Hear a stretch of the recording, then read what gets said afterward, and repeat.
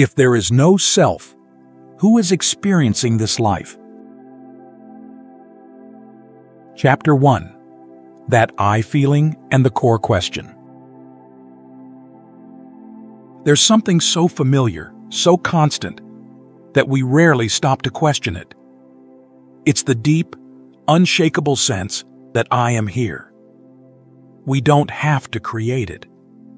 It's just there, quietly present in everything we do. When we wake up in the morning, it's the first thing we know. When we feel pain, hear someone call our name, or look up at the sky, it's there.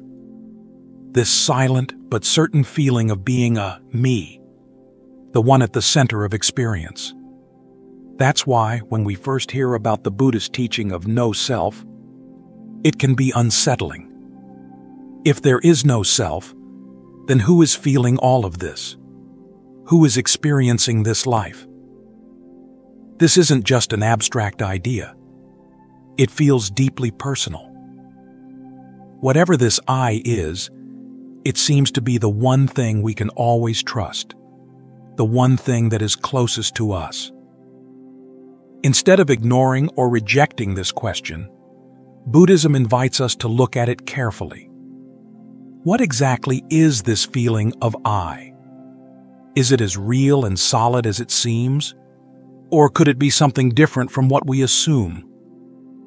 To explore this, Buddhism makes an important distinction between two kinds of truth. Conventional truth is the everyday reality we live in. We use words like I and you all the time. We say things like, I am hungry, I love music, or this is my body. This way of speaking is necessary. It helps us function and communicate. Buddhism does not deny this. Ultimate truth looks deeper. It asks, when we say I, what exactly are we pointing to? Is there a real, unchanging self inside us that is separate from everything else? Is there a me that remains the same from childhood to old age? These are not just philosophical riddles. They challenge something we take for granted. After all, what seems obvious isn't always true. A mirage looks like water, but when we get closer, we realize it isn't. Similarly, the sense of I feels like something solid, but when we examine it, we might discover something unexpected. This exploration does not begin with complex theories. It starts with something simpler, paying attention to our own experience. Notice how natural it feels to say, I am thinking, or I am making a decision. Notice how deeply attached we are to this sense of I. And also notice, without fear, how uncomfortable it can be to question it. But the real question is not, do we exist? Of course we exist. We live, we think, we feel. The deeper question is, do we exist in the way we assume? Is there something inside us that is permanent, separate, and fully in control? Many people misunderstand this teaching. They hear no self and think Buddhism is saying we don't exist at all. But that's not the case. This teaching is not about taking something away. It's about revealing something deeper, something more free, more peaceful. But to see it, we first have to question what we think we already know. So we begin here, with awareness, with curiosity. There's no need to rush to an answer, no need to force a belief. Just observe. What is this I really? Where is it? Is it the body, the brain, the thoughts, the emotions? When we look closely, not with stress, but with genuine curiosity, we may notice something surprising. The I is not as solid as it feels. It shifts, changes, and never stays the same. When we try to catch it, it slips away like water through our fingers. Buddhism doesn't ask us to accept this blindly. It simply invites us to pay attention, to watch moment by moment, to let our own experience show us what is real. And so, we start, not with conclusions, but with the simplest, most honest question we can ask. Who is this? Then, with quiet attention, we watch. Not searching for a quick answer, but simply seeing what is actually happening, one moment at a time. Chapter 2. What kind of self are we talking about? Most people, when they hear that Buddhism teaches no self, assume it means they don't exist, that their thoughts, memories, and experiences aren't real. But that's not what's being questioned. Buddhism isn't denying your everyday sense of being a person. It's pointing to something deeper, the hidden belief that behind all your changing thoughts, emotions, and experiences, there is a fixed, unchanging me. It's not about your name, your habits, or the roles you play in life. No one denies those. What Buddhism asks us to examine is the quiet but powerful idea that beneath all these shifting details, there is something permanent, a kind of hidden owner or controller that has always been the same. Imagine someone holding an old gold coin. Over time, it gets scratched and worn, but they believe that underneath, the coin itself is still pure and untouched. That's how people think about the self, something steady beneath all change. But is that actually true? To explore this, we need to look at 3 common assumptions about the self. The first is that it is permanent, that there is a true me that hasn't changed since childhood. But take a quiet moment. Are you really the same as when you were a child? Your thoughts, emotions, and views on life, have they stayed exactly the same? Probably not. If everything that makes you you is constantly changing, what part is truly permanent? The second assumption is that the self is independent, that it controls thoughts, emotions, and actions. But if you look closely, is that really the case? When emotions like anger or sadness appear, did you choose them? Did you decide to have certain thoughts? Most of the time, they just arise.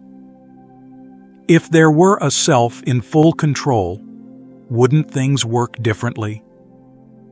The third assumption is that the self is one single thing.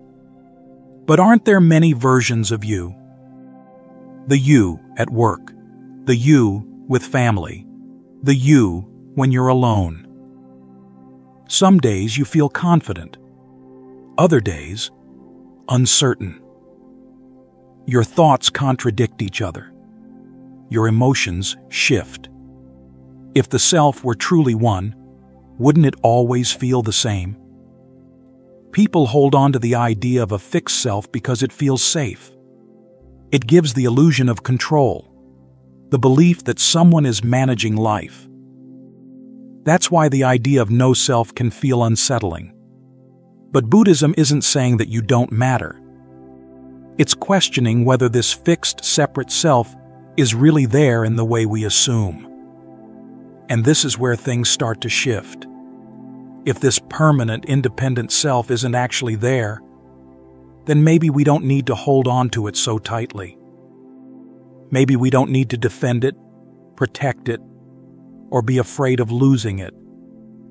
What we discover instead is something much more alive, something flexible, interconnected, and always changing.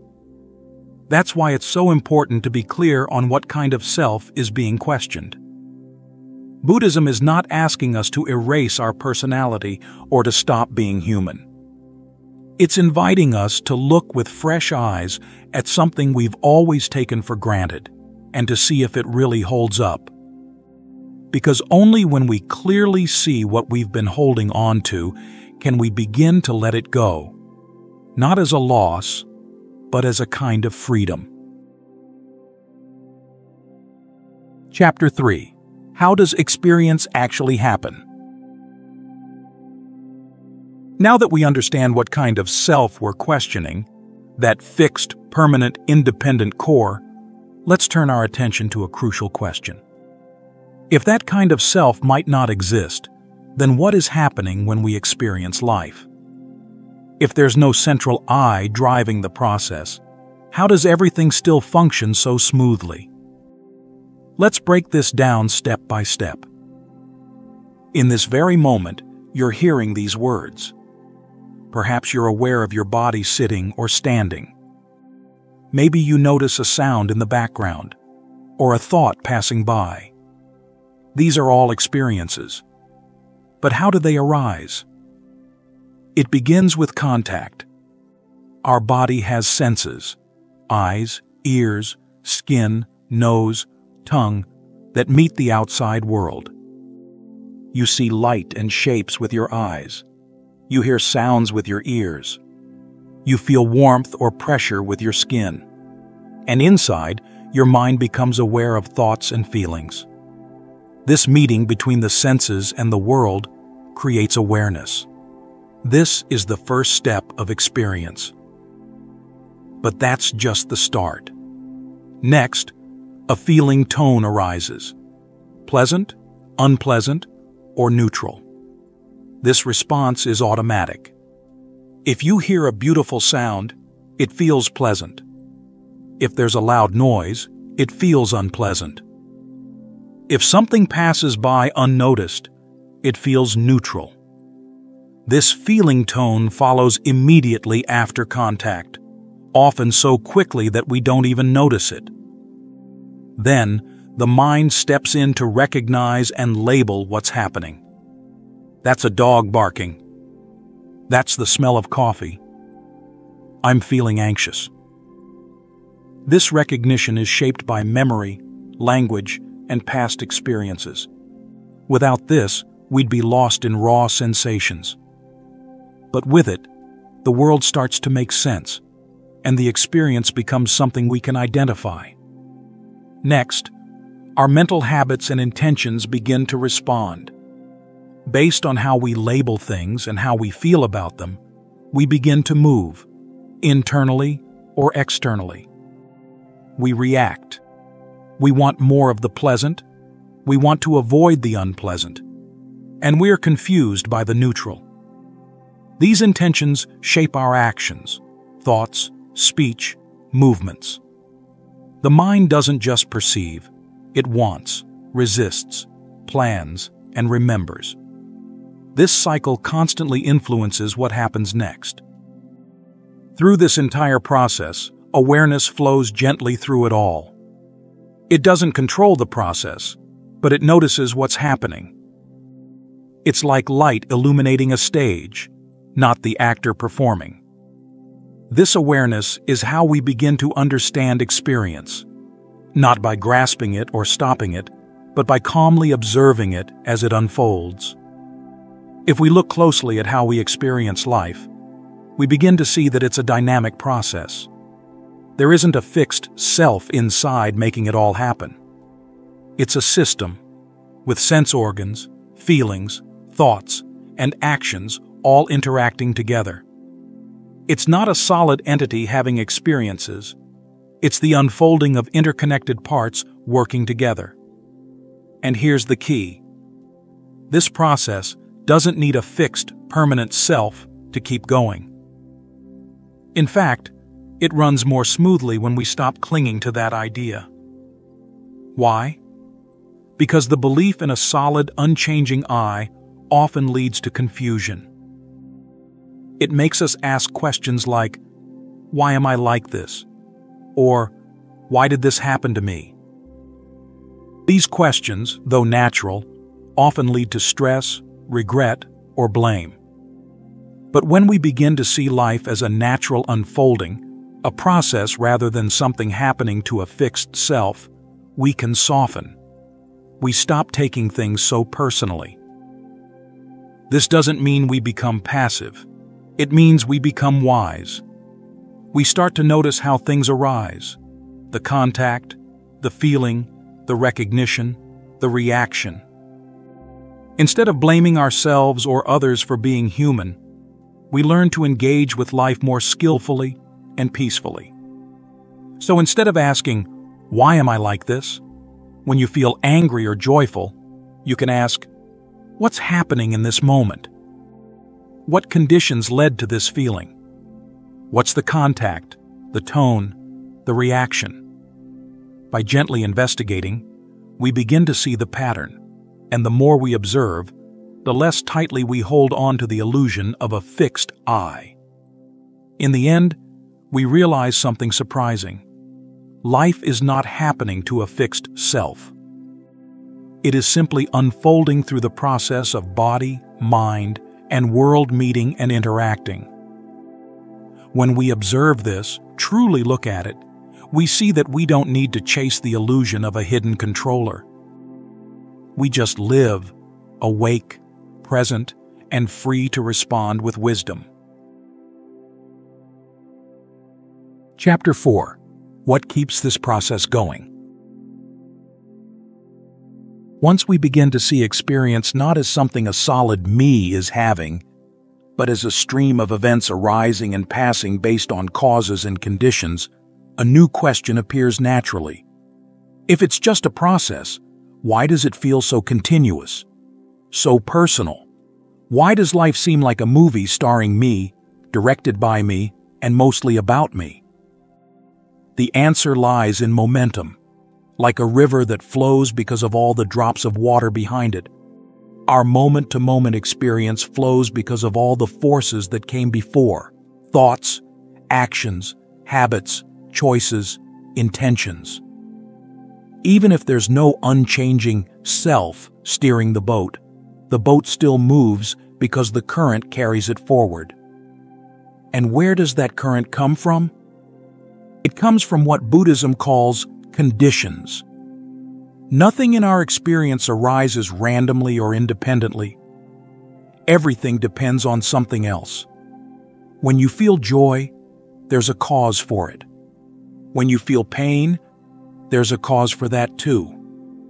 When a thought appears, it doesn't come from nowhere. It comes from memory, mood, attention, intention, sensory input, and more. This is not some mysterious idea. We can observe it directly. For example, imagine you hear your name spoken across the room. Even if you're distracted, your attention jumps immediately. Why? Because over time, your brain has been trained to treat that sound as important. That's the power of conditioned patterns. Now imagine how many such patterns you've built up over a lifetime. In how you respond to praise, criticism, stress, desire, fear. So the flow of experience keeps moving, not because you push it forward, but because of the energy of these habits, shaped by your past actions, especially actions done with intention and craving. These form what we can call your personal momentum. Like a ball rolling down a hill, each action adds speed and direction. Some patterns are healthy, others are painful. But they all shape what you're likely to feel, think, or do next. But that's not the whole story. To understand what really fuels this ongoing process, we need to look deeper. Underneath our daily thoughts and choices, there is something more subtle, a kind of fuel that keeps the fire burning. In Buddhism, it's described as tanha, which means craving, thirst, wanting. It's not just desire for things, it's the deep pull inside us that always wants something different.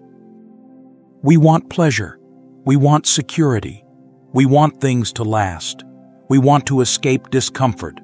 We want to fix things, hold on, control. This craving shows up in 1,000 forms, from simple habits like checking your phone to deeper patterns like needing to be loved, needing to be right, needing to feel safe. And paired with this craving is something even more fundamental: not seeing clearly. A kind of basic confusion or misunderstanding about who we are, what life is, and how things truly work. It's this combination, craving and confusion, that keeps the process going. Like a fire needs fuel and oxygen, our inner machinery runs on these two forces. They push us to act, to react, to cling, to avoid, to repeat the same cycles. And because we don't fully understand the nature of this machinery, we keep mistaking it for me. But here's the powerful truth. This cycle is not a prison. It's a process. And that means it can change. The momentum may be strong, but it's not permanent. The fuel may be burning, but it can run out. Each time we act with more awareness and less craving, we shift the current slightly. Each time we observe instead of react, we interrupt the momentum. Each time we see clearly, we weaken the misunderstanding at the root. This is why practice matters. Meditation, mindfulness, ethical living, they're not about being spiritual in some abstract way. They're about slowing down the machinery enough to see it clearly, to understand the causes behind our experience, to begin turning the wheel in a wiser direction. And over time, something remarkable happens. We stop asking, "Why is this happening to me?" and begin asking, "What conditions are creating this?" We stop blaming or clinging and start observing. We begin to taste a freedom that doesn't come from controlling life, but from understanding it deeply, honestly, patiently. In this way, we move one step closer to answering the big question, not with a theory, but with our own clear seeing. If no solid self is behind the wheel, then what's really happening? The answer is not hidden. It's unfolding in real time, right here, in every breath and every moment of awareness.